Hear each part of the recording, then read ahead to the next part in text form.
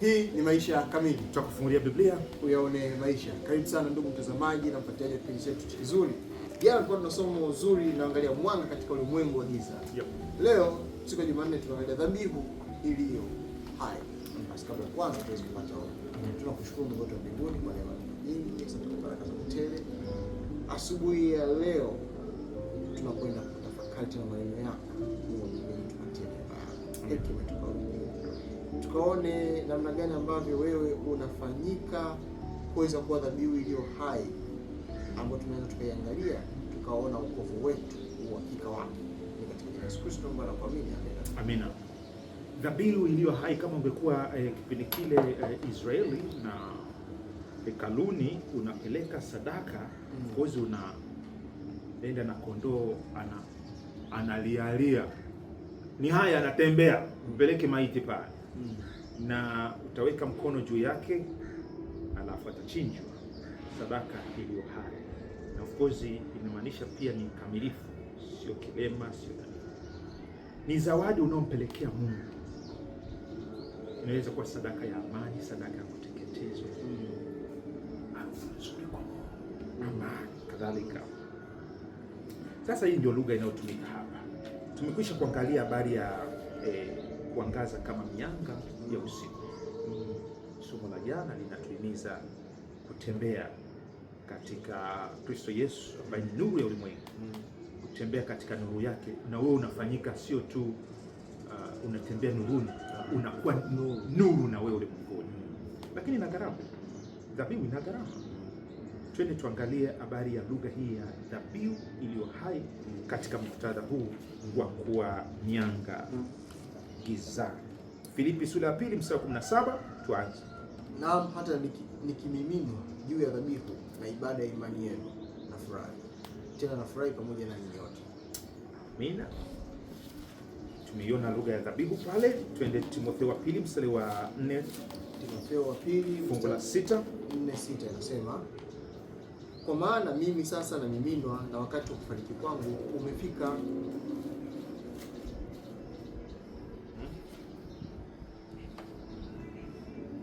Tunaenda Warumi sura 12 mstari wa kwanza na wa pili. Basi ndugu zangu, na wasihi kwa huruma zake Mungu, itoeni miili yenu hiyo dhabihu iliyo hai, takatifu, ya kumpendeza Mungu, ndiyo ibada yenu yenye maana. Wala msifuatishe namna ya dunia hii, bali mgeuzwe kwa kufanywa upya nia zenu, mpate kujua leo mapenzi ya Mungu yaliyo mema na kumpendeza na ukamilifu. Wakorintho wa kwanza sura 11 mstari wa kwanza anasema, mnifuate mimi kama mimi ninavyomfuata Kristo. Haya, dhabihu ni zawadi tumesema. Umesha kutoa zawadi? Nimeshakutoa zawadi. Alafu huyo ulimzawadia alipokea? Alipokea. Alithamini?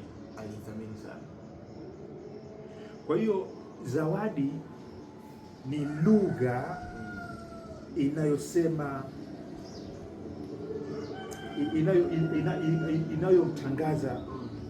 inayomtangaza mzawadiwa kwamba hivi ndivyo ninavyokuthamini, hivi ndivyo ninavyokuchukulia, hivi ndivyo. Kwa hiyo unamfurahisha, maana thamani inafurahisha, lakini pia inakutangaza wewe mtoaji, jinsi unavyomchukulia yule ambaye na sawa. Okay, imekaje hiyo? Twende kwenye haya mafungu. Tukianza na Warumi sura 12 mstari wa kwanza na wa pili. Anasema kwa neema yake Mungu, kwa rehema zake Mungu ametoka kusimulia kuanzia 9, 10, 11 katika kitabu cha Warumi, akieleza jinsi Kristo alivyotimiliza uaminifu wa Mungu au ahadi ya Mungu ya ukombozi. Haya, iliyokuwa inaonekana kama zigizaga, haiwezekani mambo itakuwa hivi, lakini anasema ndivyo alivyokusudia na ndivyo ilivyofanyika. Kwa huruma zake Mungu, kwa rehema zake Mungu. Sasa mnaitikiaje? Mzawadi yeye ametoa. Kwa hiyo Mungu ametoa ya thamani, zawadi mwanawe, si ndivyo? Amejitangaza kama ni wa rehema, ni wa huruma. na wewe unatakiwa ujibu rehema na huruma kwa zawadi. Zawadi ukizawadiwa, wewe ukitoa zawadi, ukipewa zawadi, si naona najifikiria na mimi nitampatia nini? Sahihi kabisa. Na hapa anasema sasa itoeni miili yenu. Miili iliyokufa au iliyo hai? Kuna watu wengine wanasema mimi mambo nitakuwa serious, nitafanyia Mungu kazi, ngoja nimalize kujenga, au ngoja nimalize ile dili, au nikiwa mzee au nikiwa. Sasa wakati huo huna nguvu. Kwa hiyo Mungu anataka miili. Si unajua miili ni hekalu? Mungu anataka kujifunua. Sisi ni mianga katika ulimwengu huu, si ndivyo? Mungu anataka aangaze kupitia miili hii. Hii miili hii isipotolewa dhabihu ni giza. Yaani mapepo yanakaa humo ndani, vurugu zinakaa, binafsi zinakaa humo ndani, ndio utakaojidhihirisha humo ndani. Kwa hiyo ukimpa mwili aliyokomboa, Yesu alikukomboa, kampa mwili, anajidhihirisha, ni dhabihu iliyo hai. Twende lingine. Timotheo wa pili 4 mstari wa 6. Angalia zawadi ya Paulo sasa. Amesema, kwa maana mimi na mimindo ana wakati wa kufariki kwangu. Ameiona mauti yake, anamwandikia Timotheo hapa, karibu inafika. Alafu anachukulia kama ni sadaka. Zamani hizo walikuwa wanatoa sadaka za kumimina. Yani vimiminika. Mafuta. Of course kuna nafaka pia, wanamimina madhabahuni.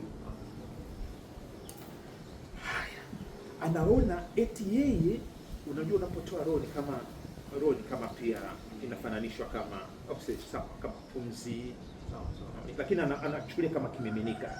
Anapotoa roho yake, anapokufa pale, anasema kuishi ni Kristo, kufa ni faida. Anasema kwamba nitaishi au nitakufa ili mradi Kristo anadhihirishwa. Kwa hiyo anasema mimi nataka mauti hii, kwamba nitafungwa, nitanyongwa, ikisindikizana na yani ipeleke ushuhuda kwamba hivi ndivyo Yesu alivyonifanyia. Mimi siwezi kumfanyia kingine chochote, ninampa hata mauti yangu itukuze yeye. Imekaje? Dhabihu iliyo hai. La mwisho ambalo kidogo linakautata ni 2:17 wa Filipi 2:17.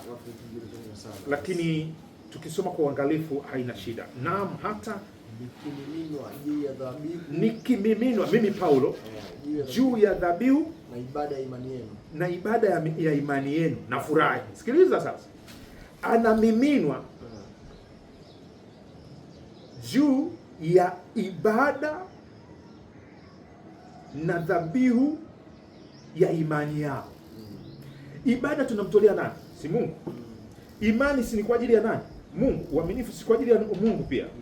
Paulo anasema, yaani ninapoona mnamwabudu Mungu, ninapoona mnamwamini Mungu,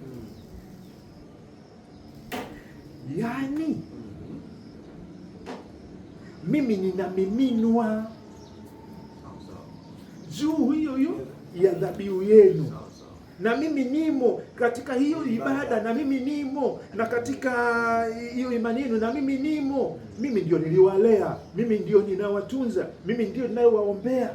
Ni sawa sawa na mzazi na mwalimu na mwanafunzi. Mwanafunzi anasema ninataka nimletee mama A ya hesabu. Mwalimu anamwambia, unapompelekea mama yako A ya hesabu na mimi nimo, nitafurahi, ninafurahi sana. Haleluya.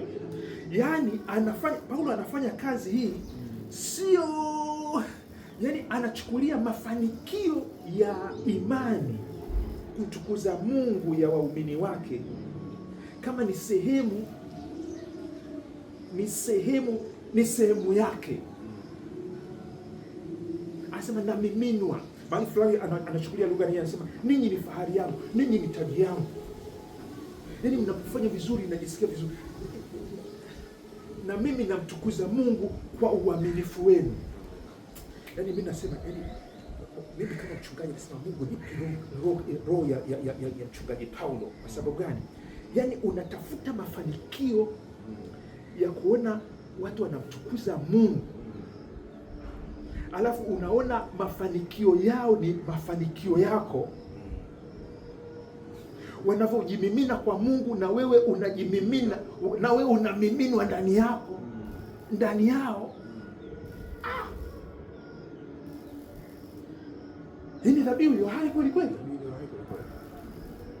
Wangapi ungetamani kuwaleta kwa Kristo ambao wakimtukuza yeye, wakionyesha mfano wako, na wewe unamiminwa huko, dhabihu iliyo hai kwa Mungu. Yaani wewe ndio unamtukuza Mungu, wewe ni mwaminifu wa Mungu, lakini kuna watu ambao ni waaminifu kwa Mungu kwa sababu Mungu amekutumia. Raha sio raha, lakini nahitaji kujitoa, ni dhabihu. Paulo anasema ninahangaika, ninawaombea, ninawafundisha, anaandika barua hiyo, alafu anasema nafurahi sana ibada na imani yenu. Unasemaje? Kweli naona namna gani ambavyo hii dhabihu sio uhai wake unanena, inanena ule uzuri wake, una appreciate kwa nyingine, kwamba unaona namna gani huyo una appreciate. Yes, unaona uthamani wake namna gani, kwa sababu kama Paulo ambavyo anaongea katika hizo Timotheo, Warumi na nini, anavyomimina ndio nyingine, anaona kwamba ni fahari. Sasa ule ufahari wake, ule ile uniqueness, ile maisha yake, anataka hao wanaoandikia barua waweze kutambua namna gani alivyowathamini wale watu, waweze kuappreciate ile dhabihu ambayo wameitoa kwa ajili ya utukufu wa nani? Wa Mungu. Dhabihu iliyo hai. Dhabihu gani? Zawadi gani unampelekea Bwana Yesu? Baba yetu wa mbinguni, tunakushukuru kwa ajili ya neno hili. Kila mmoja ukampe kuitikia zawadi ya wokovu, ili akafanyike kweli kuwa mwanga duniani, lakini utakaoweza kurudisha utukufu wako kwa wengine. Baba, pokea dhabihu. Kuna mtu hapa anatoa moyo wake kwako, anatoa mwili wake kwako, yuko tayari kukusifu na kukutukuza na kukuamini katika maisha yote. Pokea sadaka hiyo, pokea moyo huo. Na yeyote ambaye anasita kufanya hivyo, Baba, kwa rehema zote na yote uliyotufanyia, mpatie kuamini, mpatie kusadiki, mpatie kuitikia sawa sawa na zawadi uliyotupatia katika Kristo Yesu. Jina lako litukuzwe. Mpaka kesho, ndivyo tunavyoomba. Amina. Asante sana ndugu mtazamaji, tumefikia tamati siku ya Jumanne. Kesho siku ya Jumatano tunaenda somo zuri linalosema sifa iliyothibitishwa. Mimi ni Ano Rubinza na mimi ni Enos Makalindile. Karibu sana.